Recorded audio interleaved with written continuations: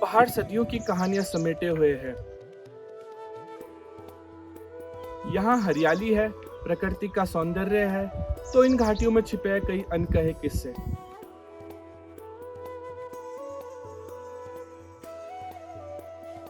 पहाड़ की गोद में आते ही तमाम कहानियां उभर आती है। आज हम आपको ले चलते हैं उत्तराखंड के एक ऐसे गांव में जहां बसा है देवी देवताओं का वास। ये गांव बसा है देवदार की घनी घाटियों के बीच। देहरादून से 90 किलोमीटर दूर बसा है एक गांव जिसका नाम है औंतड़। टिहरी गढ़वाल के जौनपुर थत्यूड़ ब्लॉक में ये गांव स्थित है। सबसे पहले आपको बताते हैं वो अनसुनी छोटी सी कहानी कि कैसे इस गांव का नाम औंतड़ पड़ा। कहा जाता है कि उत्तर प्रदेश के कन्नौज जिले से एक दंपत्ति धनौल्टी घूमने जा रहे थे। तभी उन्होंने रास्ते में किसी से पूछा कि ये कौन सी दिशा है, तो किसी व्यक्ति ने उन्हें बताया उत्तर। उनको ये समझ में नहीं आया और गलती से उनके मुंह से निकल गया औंतड़। बस इतना ही था और तभी से इस गांव का नाम औंतड़ पड़ गया। पहाड़ों में मंदिरों की अपनी खास अहमियत है। अब हम चलते हैं इसी गांव के इस मंदिर में। यह है 17वीं शताब्दी का बना हुआ नाग देवता का मंदिर। प्रतिवर्ष गांव में 2 बार नाग देवता की देव डोली लाई जाती है। गांव के लोग इस समय को खूब उत्सव और हर्षोल्लास से मनाते हैं। लोग डोली के चारों तरफ नृत्य करते हैं। अब हम यहाँ के गांव वालों से जानते हैं इस मंदिर के पीछे की कहानी। तो आप मुझे इस गांव का इतिहास बताइए कि यहाँ पर सबसे पहले कौन आया था, क्या कुछ इसका इतिहास है, अपनी यादें बताइए इसके साथ जुड़ी हुई। हमारे 2 बुजुर्ग आए यहाँ, 2 भाई। तो सबसे पहले वही आए यहाँ। तो उन्होंने यह जगह जो है चयनित करी, अच्छी जगह है। तो यहाँ बिल्ली के सवारी जो है चुहा था, तब इसलिए इन्होंने ये जगह चयनित करी। पर आमतौर पर बिल्ली की सवारी चूहा कैसे हो सकता है, क्योंकि उन दोनों में तो मतभेद होते हैं ना बहुत सारे, वो दोनों एक दूसरे के। तो बात तो वही तो है कि जो ये दुश्मन में जो प्यार है इसमें, अच्छा तो इसलिए यह जगह अच्छा माने गई। अच्छा। तब आए यहाँ। तो यहाँ पर जो है एक पेड़ था देवद्वार का, उससे दूध निकला। तो यहाँ जो है देवद्वार नाग देवता का मंदिर लगा दिया। हर पीढ़ी ने अपनी अगली पीढ़ी को बताया कि ये गांव हमसे पहले का बसा हुआ है, ये मंदिर हमसे पहले का बना हुआ है। पर पीढ़ी दर पीढ़ी चलती रही। इसमें जो बने हुए ये बड़े बड़े शिलाखंडों से बना हुआ है, पत्थरों से बना हुआ है। वो बहुत हाइट के लोग रहे होंगे और उन्होंने इतने बड़े बड़े पत्थर जो है इसको इकट्ठा करके जो है, ये कहते हैं कि 9 गज के आदमी रहते थे, लगभग 8 मीटर के लगभग के लोग रहते थे।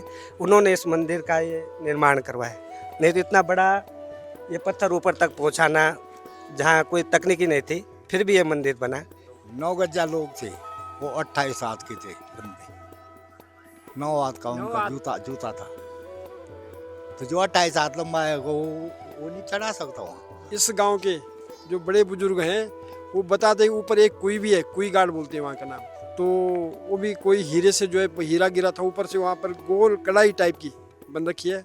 हाँ, हमने अपने आँखों के सामने देखी। हम जब कभी छोटे छोटे हुआ करते थे अपने गांव के प्रांगण में, हमने देखा है कि हम लोग कभी बाल्यकाल में यहाँ पे रहते थे, रात के समय खेल रहे थे। खेलते खेलते हमने जो एक सर्प को देखा इस देवी का जो प्रांगण है, और हमारे सामने ही वो सर्प का जो है वो जो है यहाँ पे पहले लकड़ी का हुआ करता था ना, नीचे चबूतरा लकड़ी का, उसके नीचे वो सर्प वहाँ घुस गया और पता ही नहीं चला कि वो कहाँ चले। वो जो है लाल रिबन बन करके जो है वहाँ पे दृश्य हो गया। मंदिर जो है इस नाग देवता की इतनी कृपा है हम लोगों पे, जो यहाँ के जो लोग हैं देश में विदेश में अन्य प्रदेशों में जो बसे हुए हैं, वो लोग अगर वहाँ पे भी कोई शुभ कार्य करते हैं, अपना नया बिजनेस करते हैं, अपना नया धंधा करते हैं, तो पहले इसकी वो आज्ञा लेके ही जाते हैं। पहाड़ जितने दुर्गम हैं, रास्ते और यहाँ की जिंदगी उतनी ही मुश्किल, उतनी ही यहाँ की तकनीक पुरानी और असरदार है। लोगों की जिंदगी का अटूट हिस्सा रही ऐसी ही एक तकनीक थी उत्तराखंड की पंचक्की यानी घराट। आजकल अनाज पीसने के लिए मिल्स आ चुकी हैं, लेकिन पर्वतीय क्षेत्र में अनाज पीसने के लिए पंचक्की का इस्तेमाल किया जाता था। ये बहुत पुरानी तकनीक है। खास बात है पानी से चलने के कारण इसे घट या घराट कहते हैं। ये घट नदियों के तट पर बनाई जाती है। गूल के जरिए नदी से पानी लेकर उसे लकड़ी के पनाले में बहाया जाता है। जिससे पानी में तेज बहाव पैदा हो जाता है। इस बहाव के नीचे पंखेदार चक्कर रखकर उसके ऊपर चक्की के 2 पार्ट रखे जाते हैं। निचला चक्का भारी और स्थायी होता है। पंखे के चक्कर का बीच का ऊपर उठा नुकीला हिस्सा ऊपरी चक्के में इस तरह जुड़ा जाता है कि पानी के तेज बहाव से ये पूरा सिस्टम घूमने लगता है। पानी में बहकर आने वाली घास पात को रोकने के लिए अलग से व्यवस्था की जाती थी। इस पंचक्की की खासियत है कि इससे प्रदूषण नहीं होता। ये जितनी परंपरागत तकनीक है उतनी ही सस्टेनेबल। आजकल बिजली या डीजल से चलने वाली चक्कियों के कारण कई घराट बंद हो गए, कुछ बंद होने की कगार पर हैं। ऐसे में देखा जाए तो उत्तराखंड की वादियों में छिपी ये पुरानी विरासत अब लुप्त होने की कगार पर है। पहाड़ से जुड़े लोगों के लिए ये किसी दर्द से कम नहीं।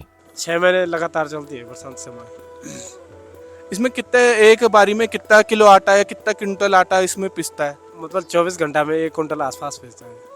सिर्फ गेहूं का आटा पिसता है या फिर और किसी चीज का भी आटा? गेहूँ, कोदा, झंगवारा सभी हमारे जो होता है पहाड़ों में ना, मंडवा सारा पिसता है। दिन भर में, एक दिन में कितने लोग आटा, कम से कम आटा पिसवाने आते होंगे यहाँ पे? कम से कम एक दिन में आते हैं यहाँ 3-4 लोग तो ऊपर ही ऊपर है। पहाड़ का आर्किटेक्ट यहाँ के मंदिरों और बस्तियों के बिना अधूरा है। यहाँ के पुराने घरों की कहानी सुनेंगे तो हैरान रह जाएंगे। कैसे अलबेले पहाड़ों पर बनते हैं बेहद खूबसूरत और अनोखे घर। औंतड़ गांव उसका एक दिलचस्प उदाहरण है। आइए आपको 1-2 ऐसे पुराने घर दिखाते हैं जो ना तो आपने पहले कभी देखे होंगे और ना ही इनके पीछे की कहानी आपको पता होगी। ये जो जर्जर इमारत आप देख रहे हैं, ये 2 मंजिला घर पूरा का पूरा देवदार की लकड़ी से बना हुआ है। इसके अंदर जाते ही ये जो सीढ़ी आप देख रहे हैं, ये पुराने जमाने में रसोई जाने के लिए बनाई गई थी। आप सोच रहे होंगे कि रसोई ऊपर क्यों है, तो इसके बारे में हम जानते हैं उन्हीं लोगों से जिनका ये घर है। पुराने जमाने का मकान है, नहीं बहुत पुराना मकान है। और इसकी जो अंदर की कितना पुराना मकान है? मतलब होगा 200 साल पुराना तो होगा। मेरी बुढ़ा जी ने बनाया था ये। बुढ़ा जी मतलब बुढ़ा जी किनको बुढ़ा जी के पिताजी थे जो, उन्होंने बनाया है। बहुत पुराना है। और इसका जो उस टाइम जो है इन मकानों की बड़ी ये थी मान्यता थी। आज तो लोग सीमेंट के, इस चीज़ों के बना रहे, उस टाइम का ही बहुत अच्छे मकान थे। और जो अंदर जाने के लिए है, इनका रीजन है कि ये इनका रास्ता यहीं से चलते हुए अंदर के लिए जाता है। ठीक है, तो आप मुझे मकान अंदर से दिखा सकते हैं? सीढ़ियाँ कहाँ जाती है? आप यहाँ पर हम पूजा करते हैं। ये यहाँ पर इसका क्या इस्तेमाल होता है? ये क्या चीज़ है? पुरानी रसोई है, चूल्हा कहते हैं इसके लिए। और यहाँ पर हम पूरा सर्दियों में खाना बनाते हैं। चूल्हे में बहुत अच्छा लगता है हमें, क्योंकि लकड़ी का जो खाना बनता है वो बहुत स्वादिष्ट होता है। बिल्कुल बिल्कुल। ये घर कब बना था? ये घर लगभग 200-250 साल पुराना घर है। और 250 साल पुराना बना होगा ये पहले। तो 250 साल पुराना ये बना है, तो यहाँ से यहाँ कोई अब रहता नहीं है क्या? ना, यहाँ कोई नहीं रहता। ये ऐसा हुआ कि लोग रोजगार के चक्कर में यहाँ से पलायन कर गए। तो चलिए हम अब इस घर के अंदर चलते हैं। प्यारेलाल जी हमें दिखाएंगे कि इस घर के अंदर क्या क्या है अभी। ये देखो, ये कोठार थे अनाज रखने के लिए। तो पहले जो है लोग जब संयुक्त परिवार होता था तो इसमें जो जैसे अनाज मंडुआ हुआ, धान हुआ, झंगोरवा हुआ, गेहूँ हुआ, उसे रखते थे इनमें। तो ये नीचे तक है ये कोठार। इसका द्वार नीचे क्यों है? नीचे ये था कि पहले जो यहाँ बहुत ज़्यादा बर्फ़ गिरती थी, और बर्फ़ गिरने के कारण जो है लोग जो है कमरे भी थोड़ा हाइट उनकी कम होती थी। और ये दरवाजे ये भी कम होते थे कि ठंड ना हो, हवा कम होती थी। बिस्तरों की कमी भी होती थी उस ज़माने में, इसलिए जो है ये नीचे होती थी दरवाजे। ठीक है, ये क्या चीज़ है? ये अलमारी है।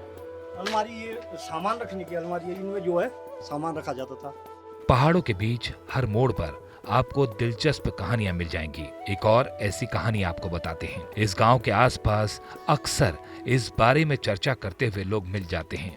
गांव से 200 मीटर दूर एक ऐसा पेड़ है जो कि भारी बारिश में बिजली के आने से फट गया था। इस पेड़ के अपने आप चिरने के बाद एक कहानी यहाँ पर गांव वालों ने बताई। बताते हैं इसी जगह पर गुजरे जमाने में रोजाना रात को एक रोशनी चमकती दिखती थी और कई आवाजें भी आती थीं।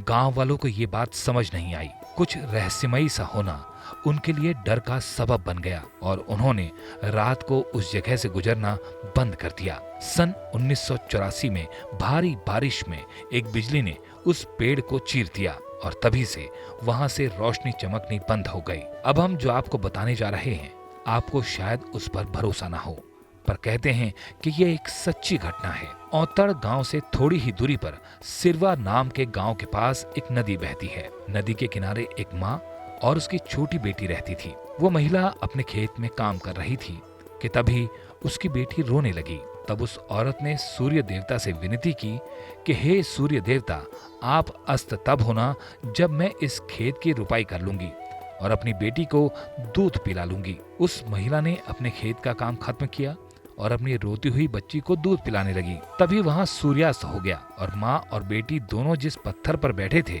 उसी पत्थर में समा गए और उनकी तस्वीर वहीं छप गई, क्योंकि कहा जाता है कि सूर्यास्त के समय बच्चों को माँ का दूध बाहर नहीं पिलाना चाहिए। आसपास के लोगों से पूछने पर यह बात भी सामने आई कि एक बार किसी ने इस पत्थर को तोड़ने की कोशिश की तो पत्थर से रक्त बहने लगा। पहाड़ और यहाँ की मान्यताएं बिल्कुल अलग हैं।